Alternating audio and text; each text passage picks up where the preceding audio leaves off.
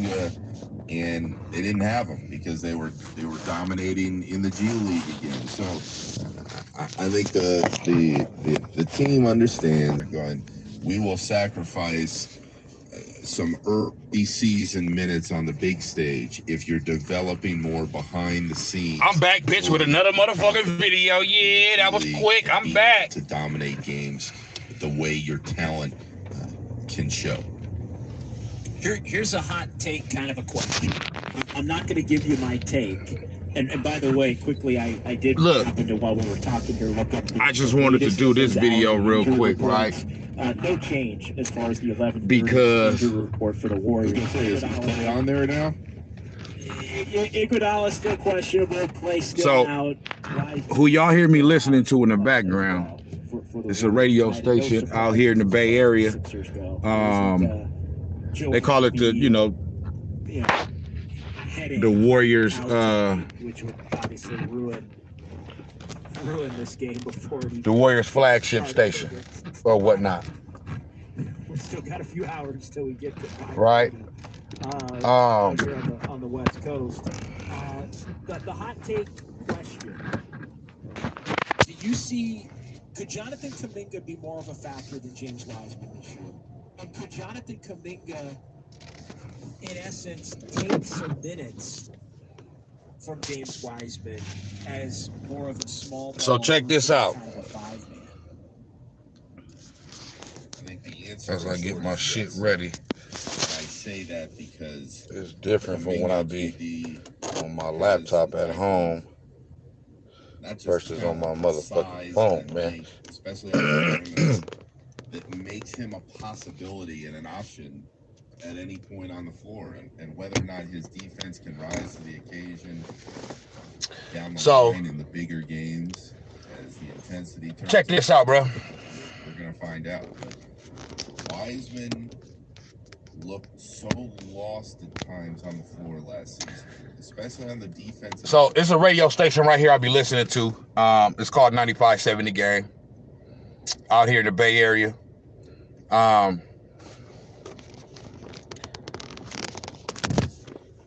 These niggas don't be knowing shit. I'm not gonna say they don't be knowing shit, you know what I'm saying? Because it's a few of them on this station that I like. You know what I'm saying?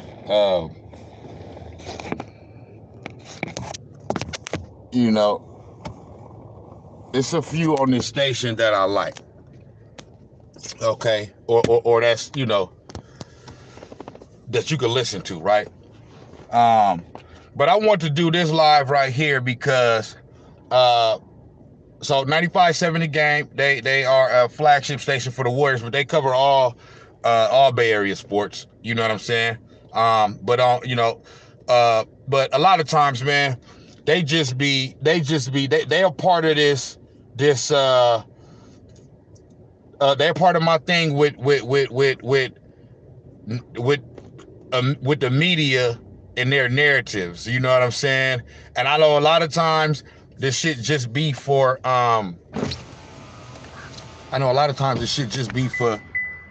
what you call it, it be for ratings, and it be for, they need ears, and you know what I'm saying, they a lot of their topics just be to rile niggas up or whatnot, right? But a lot of they points and all that shit just be horrible, man. You know what I'm saying? Not all the time, but they got a few shows that come on throughout the weekday that I like listening to Steiny and Guru, that's my nigga. You know what I mean? But everybody on all of these different shows that come on this radio station, got some points that that I either disagree with a lot, or they just the media, man, whether it's TV or radio, man, they just talk about things and they worrisome. You know what I'm saying? Too much. You know what I mean? Especially this radio station right here, 95.7 The Game. They worrisome, man. Like it don't matter if the team winning.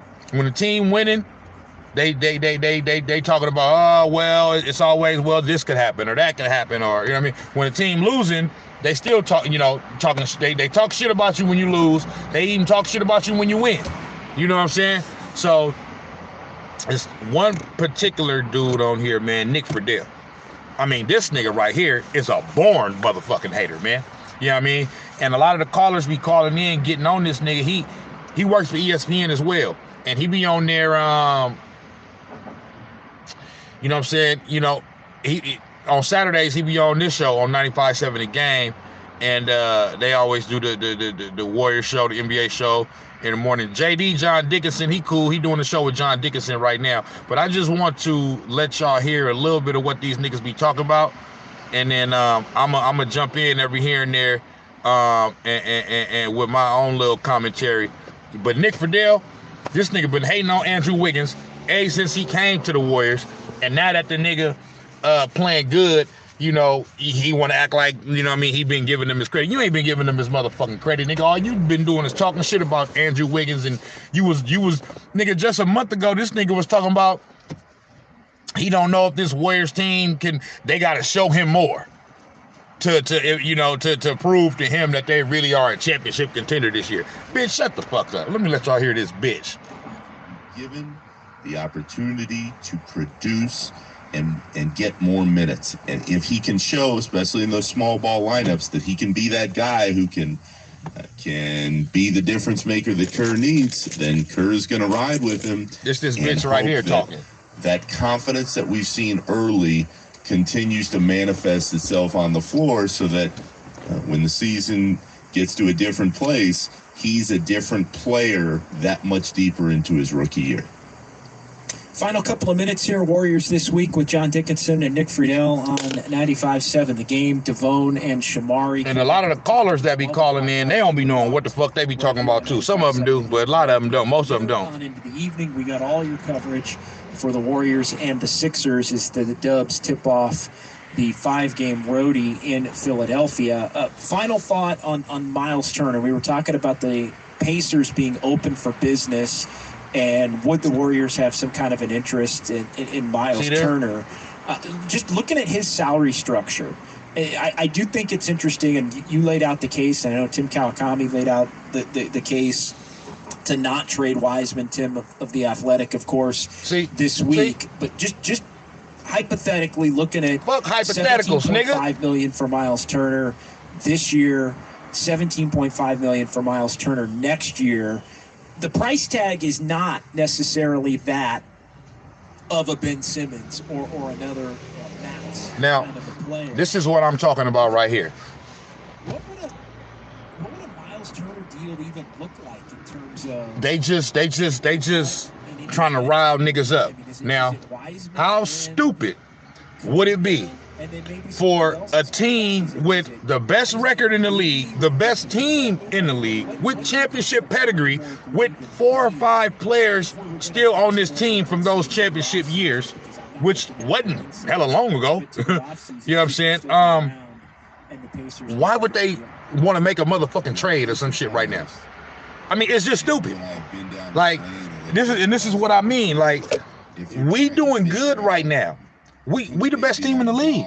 We don't need to make no trades. Everybody else need to make trades to catch up to where the fuck we at. I don't even know if Kuminga's name gets to that point right now, JD. I think they talk about potentially trading James Wiseman for Miles Turner, who played for the Indiana Pacers. We don't want him. We got James Wiseman, bro. Like I said, I've been saying over the past few videos, I'm gonna do something. I'm gonna do a video about James Wiseman and how they be hating on this nigga. A rookie. I mean, I know he's a second-year player now, but the nigga basically technically still a rookie, bro. And these niggas talk about this nigga like he just a 4-5-year veteran who just is a truck and a bus. What Indy would ask for, I'm sure, would be Wiseman. I'm sure it would be either Kuminga or Moody. And having talked to plenty of people in the organization, I know they love Moody too. So I don't know if any one of those guys would be worth it to move to acquire Turner or anyone else that they weren't sure was going to push them to a different point than they're already at. It just doesn't seem like any way you slice it, there's a means to make a deal, at least at this So why y'all talking about it? This team winds up coming up. So why you talking about it? Why you wasting airwaves and airtime talking about some shit that ain't gonna happen? You dumb bitch. Part to want to get something done here, potentially even in February before the season is done, as the trade deadline inches closer. But I think anytime some of those names pop up, the Warriors are going to be linked in terms of rumor, maybe more than legitimate substance. Nick, great stuff, my man. As always, really appreciate it. We'll talk to you again soon. Enjoy Philly and be safe on the road, brother. Always, buddy. I caught the show late, man. With you, and I will. I know they were saying some bullshit earlier. Sounds good. For Nick Fridell, I'm John Dickinson. Thanks to Craig Valentino. Dick Fridell. In, studio. Bitch Fridell. As well. Devone and Shamari coming up next, and then I'll be back with Devone at 4 o'clock with Warriors Live. Keep it locked right here on 95.7 The Game. Did you know that most people... You know what I'm saying? That's all I'm saying. These niggas is sitting there talking about trade this nigga, trade Wiseman, trading our young bulls, man. Motherfuckers that we just got through drafting that are going to be able to continue this dynasty, because that's what the fuck it is. Continue it on after Steph, Clay, and Dre. Not saying that it will be the same level, okay? But we've already shown we know how to draft and develop. We've already shown that. You know what I'm saying? From Steph to Clay to Dre to Looney to Jordan Poole to it's other motherfuckers I'm missing out on too, even maybe some players that we traded, Harrison Barnes, you know what I mean? Like, we've already showed that we know how to draft and develop, okay? So when we draft Kuminga and Wiseman and Moody, bro, only way you trade young phenoms like that is if you are a team that you feel like is 1 or 2 potential all-star pieces away from being able to contend from a championship. We already there. Like we got, like, our cup runneth over. You know what I'm saying? Because we got our core players, which are our star players that are smack dab still in the middle of their prime. And then we got role players that are veteran, and then we got role players that are young, and then we got babies. You know what I mean? That are developing. So we got the best of all worlds. You know what I mean? We don't need to do nothing. We don't need to make no trades. We don't need no Miles Turner. We don't need no Sabonis.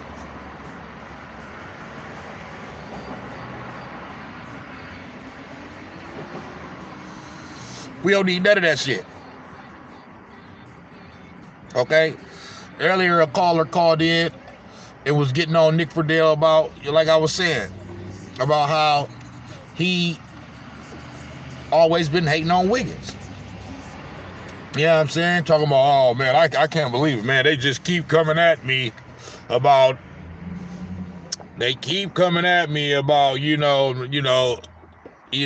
my disdain for Andrew Wiggins or whatever the situation may be. And I don't know how many times I can say over the past month that Andrew Wiggins has played great, but he still needs to show me that and prove to me that he can do it when it matters most.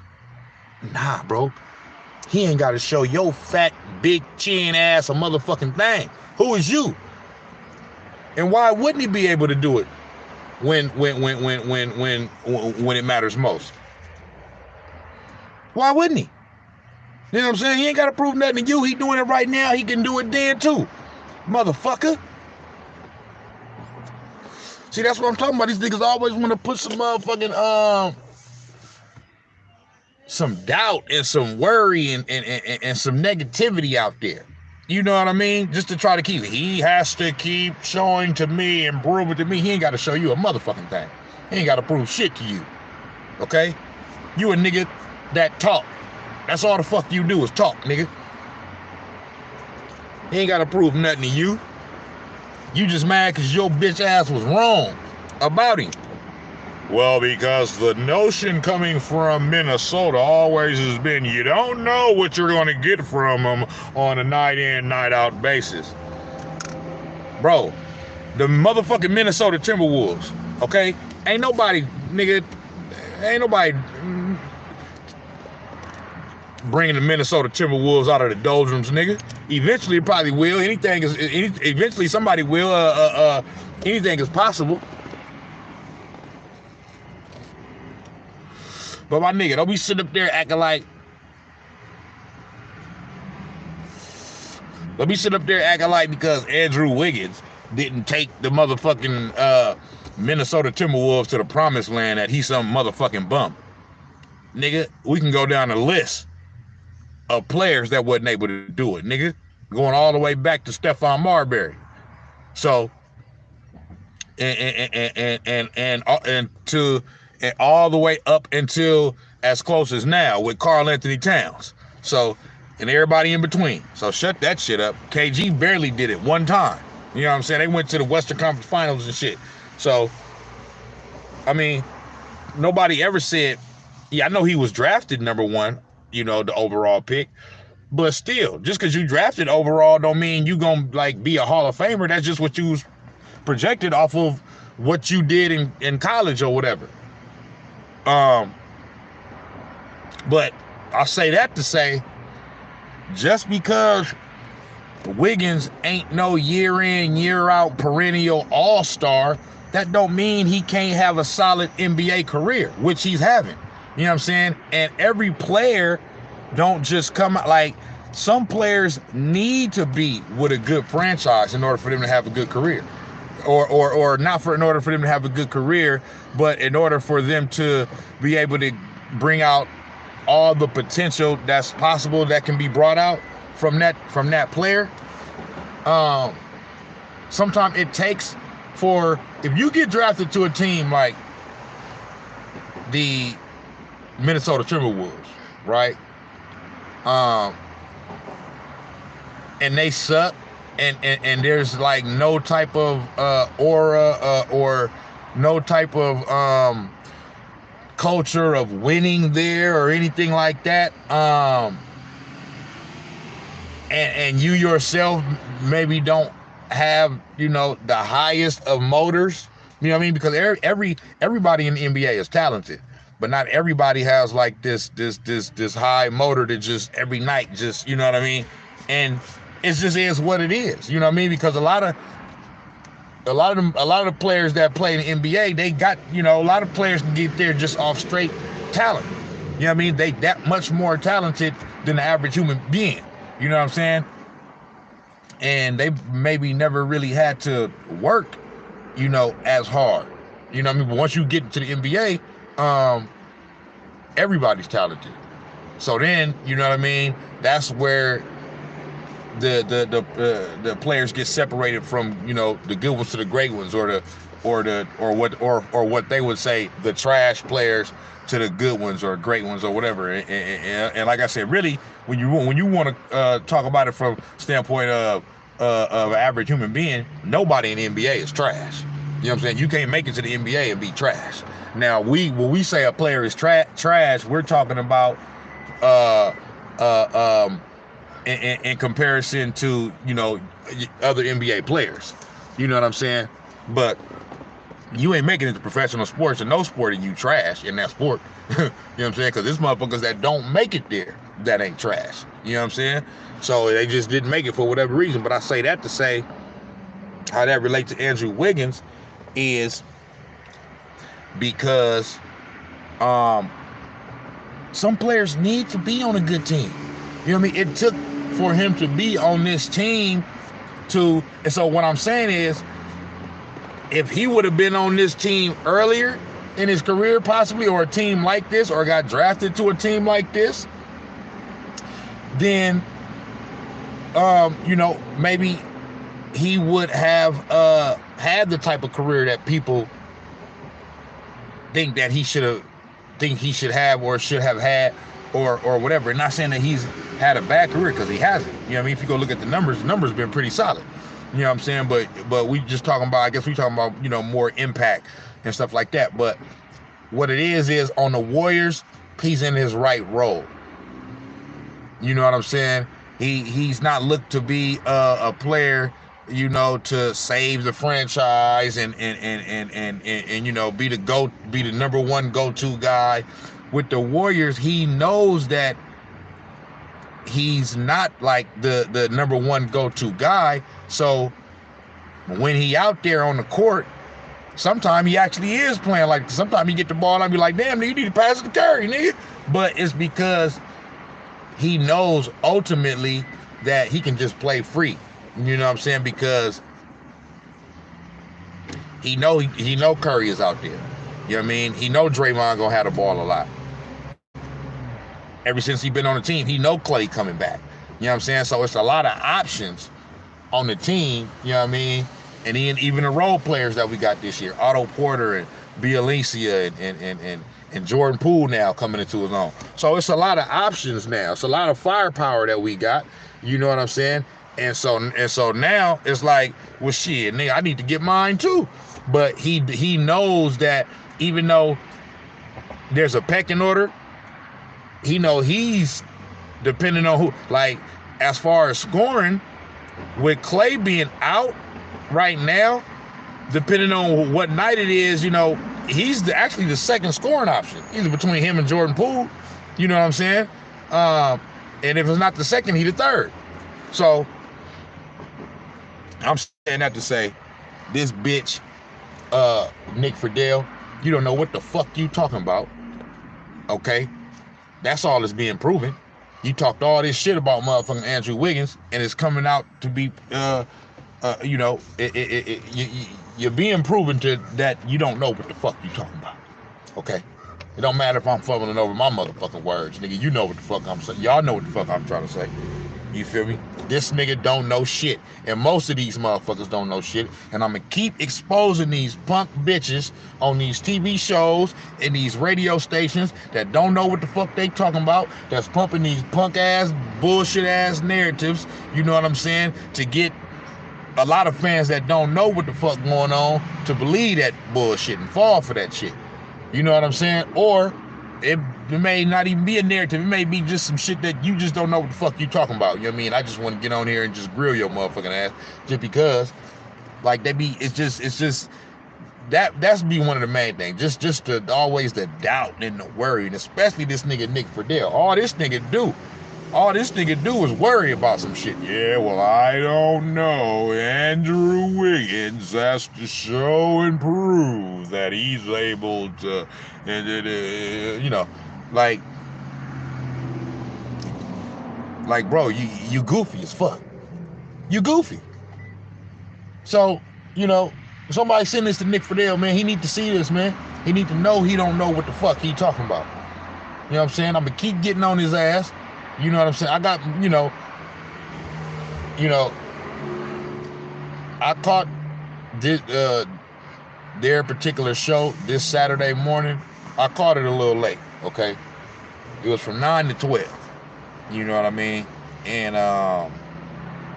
or I started to catch it at about 11, but I was doing some shit, so I couldn't go live right at that time. And by the time I could go live, it was only 20 minutes left in the show. You feel me? So, that's basically all it is, man. But I say that to say, I'm gonna get back on his motherfucking ass again. Best believe that. Like, that's gonna happen to where I'm gonna get back on this nigga ass, man. You know what I'm saying? And it's going to, I'm gonna just keep exposing these niggas, man. So I just wanted to say that, man. I just wanted to say that, and get up on there. It's a few more suspect characters on this radio station, 95.7 The Game. And you know what? Now that I'm talking about it and I'm on it right now, This next show got another motherfucker. Nick Fridell, I'm coming back for your ass. I'm not done with you. Yeah, I'm gonna do about another 4-5 videos about your ass, cause boy, you every time I listen to you, you say some dumb ass shit. You know what I'm saying? But it's this other nigga that they got on here that come on Saturdays named Shamari. This nigga got to be the worst. I mean, he got to be the worst. Not very good early on. Suddenly that defense. It's not. This ain't him talking right now. Anticipated. The Niners, I thought. I mean, this nigga right here don't say nothing. He don't talk about nothing. He just talk. Right here, let me see if I can catch him saying some dumb shit. That running game, and here they come. And then last week happened. And then they look like a football They talking about the Niners. Once again, that reverted back to penalties, shooting themselves in the foot, and a quarterback that wasn't accurate. And I just right now have absolutely no confidence in that team going forward. I mean, listen, but that's the thing is that my confidence level has been consistent. This is him right here. The last 5-6 weeks, they are who they are. They are a playoff team by default. Let's just be honest. They are a playoff team by default. You're going to get a playoff game, not in Santa Clara, but your team's going to go on the road. You're going to get to watch them play a 1 or a 2 or a 4 seed or a 3 seed or something like that. It's probably not going to go well. It isn't, right? But they're a playoff team. And like I said, man, the Cardinals and the Packers, and I will probably put the Bucks in there because of the pedigree of their quarterback and the depth of their weapons on offense, right? I'll put them there too. So you have 3 teams, and then you have everybody else, and then you have the Lions. And then you have the Lions. And in that everybody else, the Niners are actually probably near the top of that everybody else. But you know, they're in that second class. They are the middle class of the NFL, man. And you know, the wealthy, man, they eat everybody, okay? Yeah, but it's not beyond at least my comprehension. Hey, man. They just started this show, so he ain't saying no belligerent shit yet. But this nigga Shamari, and the crazy thing is, this nigga, I think the nigga name is Shamari Alexander. He got the same last name as me and shit. Shamari Alexander. Boy, you representing this last name wrong. You don't know what the fuck you talking about. Just like 80% of these motherfucking talking head ass niggas on these TV shows and these radio shows. It just be sad. He one of them Jimmy G hating ass niggas that's just stuck on Jimmy G ain't shit. So it don't matter what Jimmy G do on the field, he just gonna go with what he feels just cause that he been saying it. Cause he want to be right. Okay, it's gonna cover up a lot of the stinking that you do. That defense, for as many playmakers as they have, and by many playmakers I mean 2, right? They have Fred Warner and Bosa. That's it. I would put it. Aziz Al-Shaair is making a name for himself. 16 tackles last week. Trey Greenlaw also, but yeah. Definitely, and maybe when they get all 3, and so Warner's coming back this week, I believe. Greenlaw's out. You're gonna have Shaair and Warner out there, and they're gonna help with the run game. They're also gonna help in the pass game, at least the shallow part of it. Because I don't care how good of a coverage linebacker you are, 20 yards down the field, the best coverage linebacker is still a linebacker, right? So when you talk about the flats and that middle of the field area, right? They can help lock that down. They're good with the run game. But guess what also needs to be defended? Guess what? The 20 yards down the field also needs to be defended. And Jimmy Ward, I appreciate that dude. He's spectacular as the eraser, as they call it. That said, when dudes throw you interceptions and you don't catch them and you don't make them pay, that's almost as bad as so it's almost as bad as I'm gonna go on and end this live, you know what I mean? I'm not able to catch him saying nothing stupid right now, you know what I'm saying? So I'm gonna go and end this one. You know what I mean? I gotta bust a couple moves anyway.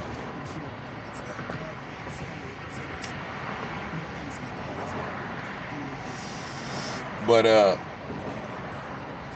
man,